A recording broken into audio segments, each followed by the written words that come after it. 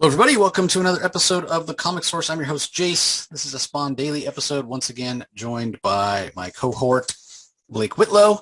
For those not aware, Blake's the one that put together the Spawn reading order that we're using to go through and read all these issues, as well as a lot of the tangential material like Violator and Angela and Curse of Spawn and Salmon Twitch and all that other stuff that adds context to the main story that Todd McFarlane is telling in the main Spawn series. So yes, 30 years of Spawn, 30 years of Image Comics. And not only that, the Spawn movie should be gaining some traction. I hope that they start production on it this year. When I heard Todd talk actually last week, I guess, a little over a week ago, 8 days ago, he was saying that for a long time, the Spawn movie production has been crawling along and all of a sudden it just hit warp speed. And so things are happening really, really fast, which that's how things tend to happen in Hollywood, right? Like you're going along, you're in development, pre-production, that kind of thing, getting all the ducks in a row. But then all of a sudden it comes time to actually start filming and everything goes warp speed because filming costs money, right? Actually being in production is where the money is spent. So that's the kind of stuff, the actual filming gets done really quick.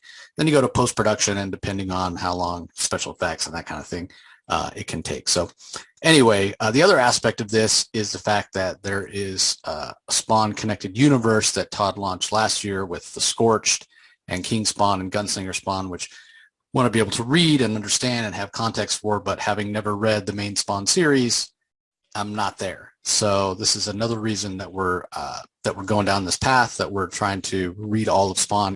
We're going to dive into 63 in this episode. But I did want to give you a chance, Blake, since you weren't able to join me for Curse of Spawn 11. I said that it didn't resonate with me.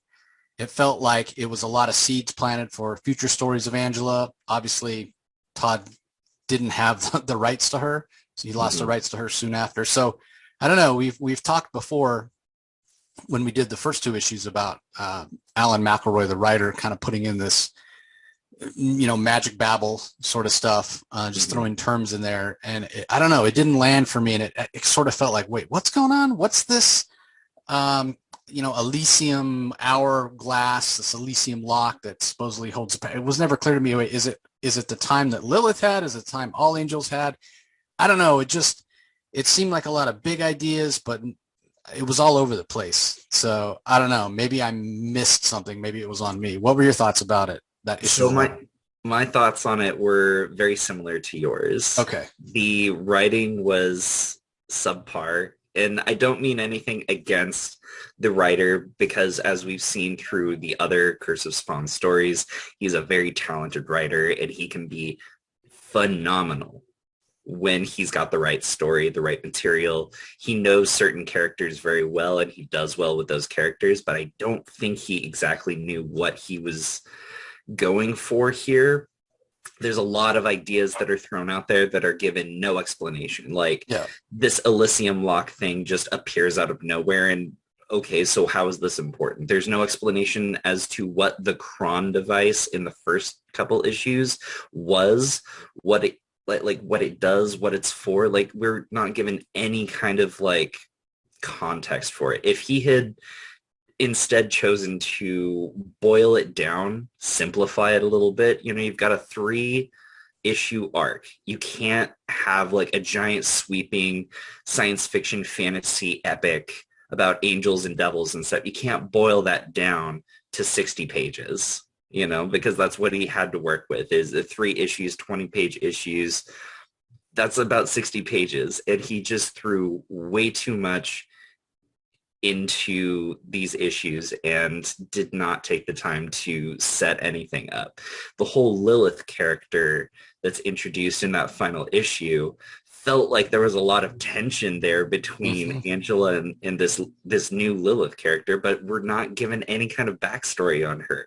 Who is she? Why is there any kind of tension? And then it immediately ends. As soon as we're introduced with this new thread, it's like, oh, this might be some kind of ongoing. Nope, she's dead now. Well, she does disappear at the end, her skeleton or whatever disappears at the end. But yeah, I agree with you. It didn't feel fleshed out, and it felt like a lot of setup, like I said. And maybe, in fairness to McElroy, maybe he was planning on going back to it, but then again, Angela's, removed, they lose their rights, and then it ends up for naught. So So anyway, I'm wondering if those rights issues kind of led the direction yep. of the production of it. It's like, okay, there's only certain things we could do. Maybe they had maybe this was kind of their backdoor pilot to an Angela series, and because he lost the rights, that series never got made or something. I don't know. That very well could be. You might be onto something there, because it seems like, she vows, she's going to go after the Durgis or whatever, and it seemed like a lot of seed, like I said, when I recorded the episode, a lot of seeds were planted, nothing was paid off. But that idea of a backdoor pilot, that could have been 100%. The Curse of Spawn series is an anthology series, and around that time, I believe it started coming out in like 96, 97, and it ran until like the early 2000s. Around that time period, they started pumping out like a lot of different mini series for Spawn. That's when the Cygor series came out. There was a sub-series called Spawn the Undead. That's when the Spawn Dark Ages series came out. There's a lot of other series that kind of popped out around the same time. And I think they were all sort of taken inspiration from ideas that spawned initially in the Curse of Spawn anthology series. What did people like? What issues sold really well? Okay, let's take those ideas and then expand on them more in a full series. So yeah, it makes you wonder, and I don't know that Todd would ever admit this, but you think he regrets the way he handled it, taking the rights away from Neil Gaiman. He just stopped paying him royalties. It's like if he had just kept paying him the royalties, you wonder how things might have been different, because Angela was definitely funny. Angela was definitely a fan favorite. I never really cared for her as a character, but she was definitely a fan favorite. So anyway, let me go ahead and share my screen. We will move on away from that and on to Spawn number 63 now. Again, this is kind of strange. Make sure that you go, and I will release 62 first in the morning, and then I'll release this one in the afternoon. Make sure you've listened to that one, because 62 ends with a crazy cliffhanger of Al Simmons' face seemingly restored. He no longer looks like chewed up bubblegum. He looks actually human. And so when we look at the credits for this one, we see story by Todd McFarlane. Pencils are by Greg Capullo, inks by McFarlane and Chance Wolfe, lettering by Orzechowski, colors by Brian Haberlin and Dan Kemp, the art direction and design by Brent Ash. And we also have that inside the front cover, like we talked about last time, mirroring and kind of foreshadowing the Spawn film that comes out this same year, right around the same time. And in the 62 summary, we're reminded that Spawn confronted Jason Wynn, only to have Wynn say, hey, just so you know, if I die, Terry and Wanda and Cyan die too. I've left orders basically upon my death that they're to be eliminated. So he's got Spawn in a Mexican standoff. So Spawn goes back to his alley after threatening Wynn and saying, hey, I don't care. Maybe you've managed to prevent me from killing you right now, but I will find a way, and I will prove to you that I can get to you anytime, anywhere. In fact, I'll be at your office tonight at 10. And we discussed whether or not he should have made that decision, or and ultimately we kind of decided that it's kind of an interesting aspect. It's basically Al Simmons saying you can't protect yourself, and not only that, it's a way strategically where Al can say, if Wynn knows I'm coming, he's going to throw everything he can at me, so I'm going to learn what his full capabilities are. I'm going to be able to gather a lot of intelligence and then use my abilities to probably be able to reach him anyway. So it's in a way, a fact-finding mission as well. So as Spawn's hanging out in the alley, Angela shows up, big beam of antimatter energy hits, and as I said, Spawn is somehow healed from that, I guess, which is kind of strange. And that's where this one kicks off, and you can see one of his buddies there like, holy crap, Al, you have a face. And Al's like, what are you talking about? And he goes and looks at his reflection in the water. He's like, man, I don't understand. He's right. I look like myself again. All my scabs are gone. I'm a man again. Is this just hell trying to mess with me? Like, what's going on? And his buddy's like, I got to go tell everybody else. Got to celebrate. It's so great. And Spawn's like, no, don't say anything until I understand what's going on. And the guy's like, well, everybody will be so happy for you. And Spawn's like, you got to listen to what I'm saying, right? I got to know what the hell is going on, like literally what the hell is going on. I'll get out of here before I lose my patience. I need time to think. And the guy goes running off and is like, all right, whatever you want, sure. And then he calls him what a tight ass. But Al's got a point here. He's not sure what's going on. He's been burned enough to know that he needs to gather information. He needs to understand what's going on before he just, makes a decision or reveals something that, his enemies can use against him. And he does notice that his eyes are still blank. And that kind of shows him that, hey, this is still a body made out of necroplasm. And yeah, he definitely thinks, he's of the opinion that this is hell messing with him. But maybe, possibly it's due to that blast of energy that, as he puts it, nailed Angela and I both. But obviously he's not sure. So he decides that he needs to prepare for his attack on Jason Wynn. So he goes and sits in his chair and allows himself to be covered by all these worms and night crawlers, and just, it's a pretty gruesome image when you look at it. Everything but his face is just covered with these worms, which, we've seen time and again gather evil from all the dead, murdered bodies that are dumped in this place where he lives on a consistent basis. And they nourish both Al and his symbiote. And so in that way, he's preparing for his attack later. Meanwhile, Jason Wynn is preparing as well. Now Wynn hasn't gone out and told his people that, hey, Spawn's coming to attack me. Instead, he's just saying, I got this terrorist threat, because he knows that if he comes right out and says, hey, Spawn's going to attack me, and Spawn doesn't show up, then Wynn loses a bunch of credibility. So it's not, out of the realm of possibility that it would be some sort of terrorist group that's threatening Jason Wynn. I mean, he's a very powerful person in the intelligence agency. So that's what he says. Hey, I've gotten this threat. And the guy that's in charge says they're going to have over 300 specialists on hand to protect Wynn. So Wynn feels pretty safe. Meanwhile, as the sun goes down, we see Al is freshly fed, I guess you'll say. And he goes a little Venom here. And by that, I mean he has his symbiote costume change into regular clothes, which I've always thought the whole idea of a symbiote costume. I mean, McFarlane went from Amazing Spider-Man and helping co-create Venom to the regular Spider-Man book to this book. So he's not that far removed from, that idea that a symbiote can assume different forms and shapes and whatnot. So a little Spider-Man derivative, but not a big deal. And we do see him grab some sunglasses so he can disguise his eyes. Meanwhile, Sam and Twitch are still trying to get in touch with Spawn, still trying to figure out who it was that put the Billy Kincaid corpse in their office, who it was that got him fired, what the heck was going on with Chief Banks. They're still kind of wrapped up in that mystery. So once they get a phone call here, and they decide that they're going to go looking in the alleys of Rat City for Spawn. Meanwhile, at the Fitzgerald household, Terry's teaching his daughter how to play catch, or trying anyway, and we get a little Jose Canseco reference here because McFarlane's a huge baseball fan. And lo and behold, who shows up but Al Simmons? Now, I guess he timed it right as Wanda was going inside, because even though he's bald now, he doesn't have hair, Terry recognizes him as Al. And he's like, Al, what are you doing here? And so Al explains, hey, just wanted you to know what's going on.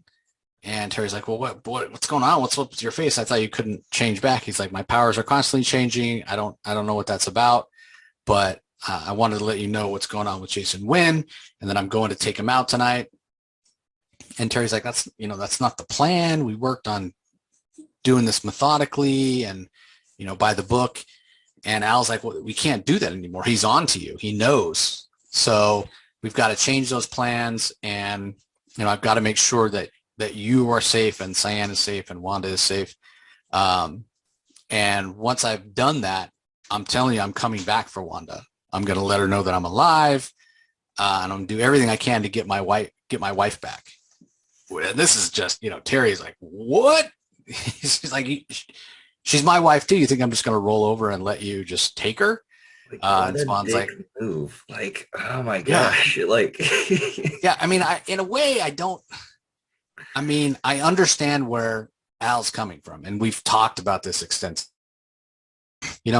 For everybody else, 5 years have gone by and they've had a chance to move on, and that's just not the case with Al Simmons. mm-hmm. And again, everything's so fresh. It's only been like maybe a year at most. Well, not only that, but we've talked about how Wanda brings out the best in him, right? Mm-hmm. Like, she's the one that grounded him and healed him in a lot of ways. And I think in Al's mind, Wanda represents the good in the world, the good in himself. He feels like he's a better person when he's with her. Now he's this hellspawn who has this power, and he's out killing and murdering and definitely living in the gray kind of area. And, we've talked about him lashing out and getting angry at times. And we've felt that anger's come from a sense of shame about, who he is and what he's doing, and, feeding off of evil that's passed along from worms that crawl over his body. Like, the guy's not in a good place. So I think in his mind, he still sees Wanda as that person that brings out the best in him, and maybe he's thinking, well, if I can get back with Wanda, a couple things. First of all, it makes all this horrible trauma that I've gone through ever since I returned worth it. And secondly, maybe I can be closer to the better version of myself that I was when I was alive and I was with her. But you can also see Terry's side of it. Like, what the hell, dude? You can't just come back. Like, she has moved on.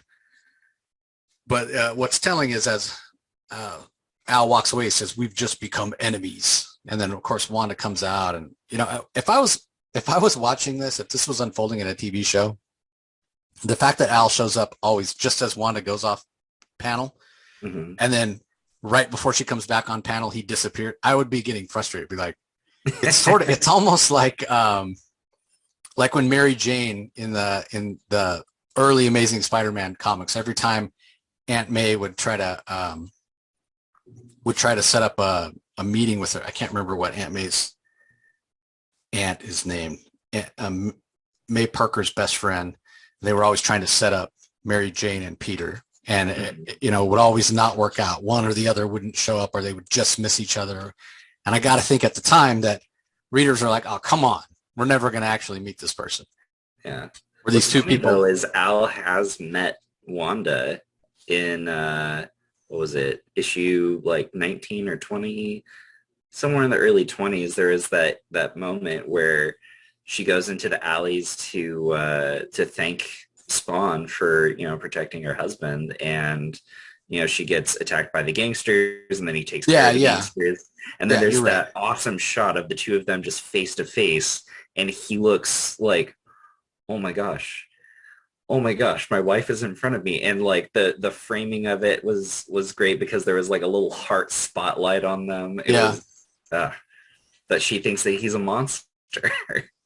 Yeah, I guess I'm more talking about whenever Al, because I mean, the fact of the matter is, if Wanda were to see Terry and Spawn talking, or certainly Terry and Al talking right here, then she's going to be asking, a lot more questions. She has her suspicions, but she hasn't seen, like when they were talking in the bathroom and Wanda overheard. Okay.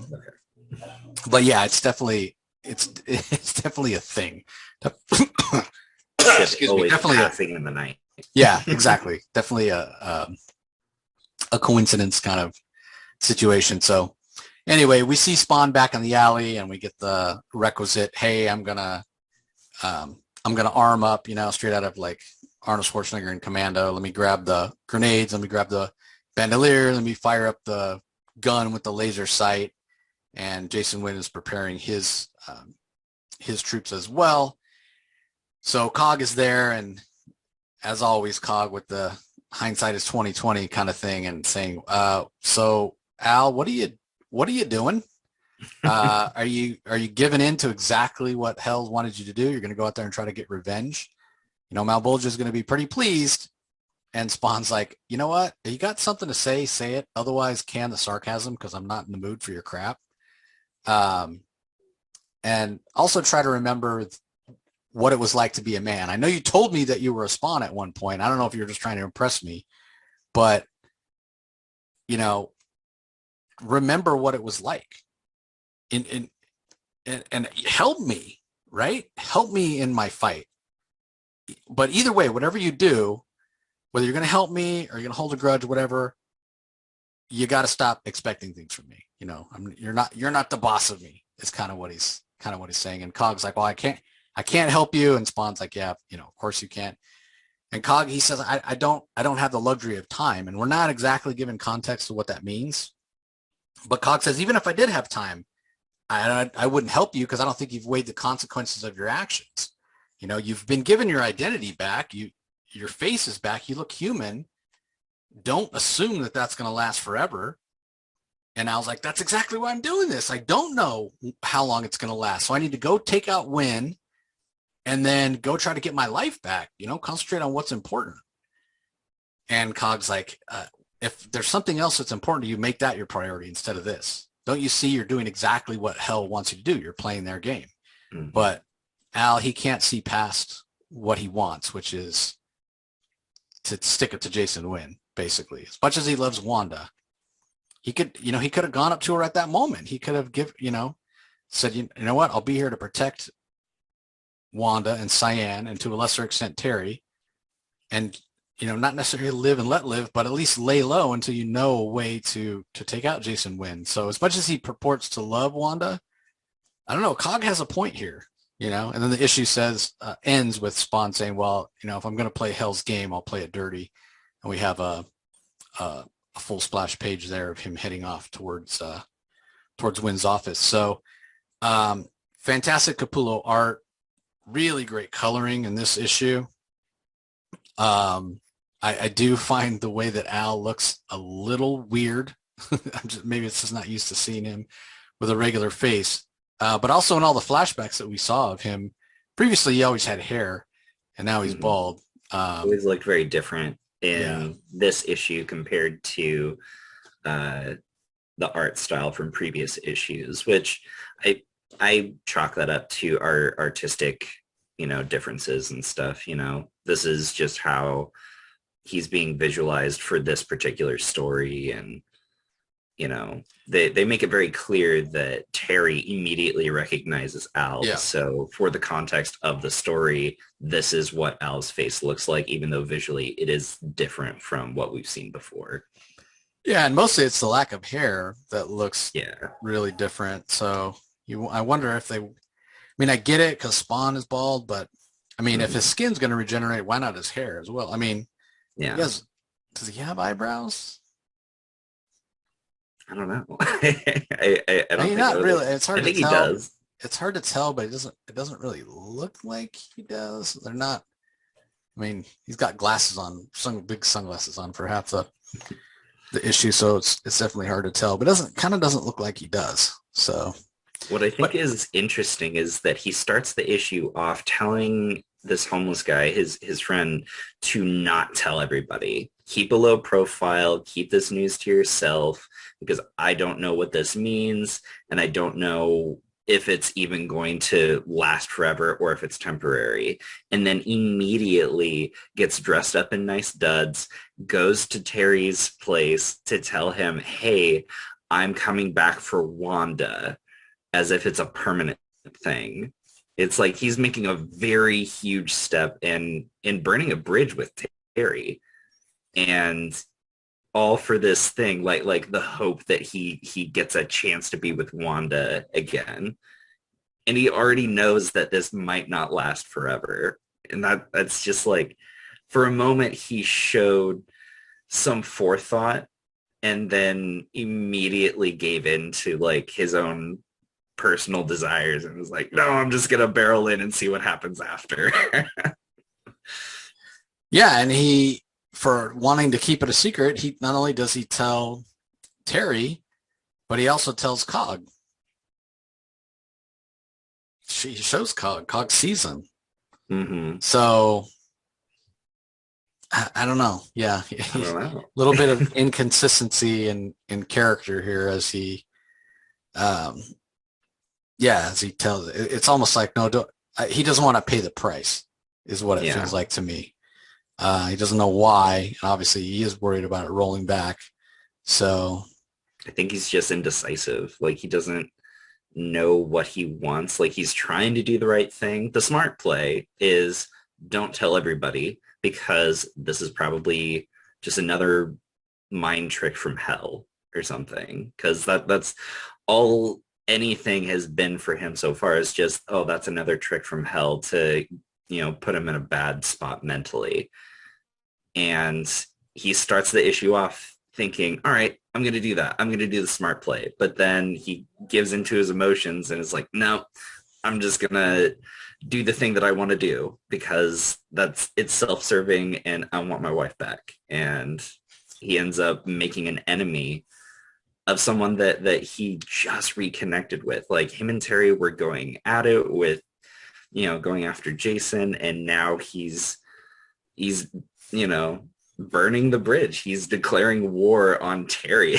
Like, hey, I'm going to take your wife from you. She was my wife first. So thanks for holding on to her and taking care of her while I was gone. yeah, But I'm coming back for her. And it's like Al's not thinking of her as a person. He's thinking of her as an item. exactly. Like something that he can just take back whenever he wants, whenever he's ready for it. Yeah, it goes back to what I was saying earlier. He just sees her as this means to an end, right? Like, hey, if I can get her back, that means that I'm not, a horrible piece of crap.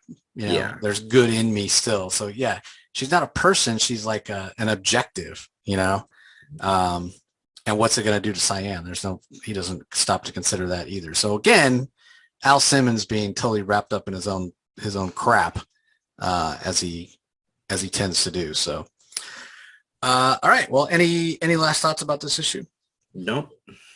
All right. Well, that's going to do it for this episode, everybody. We appreciate you listening as always, and we will talk to you next time. Later.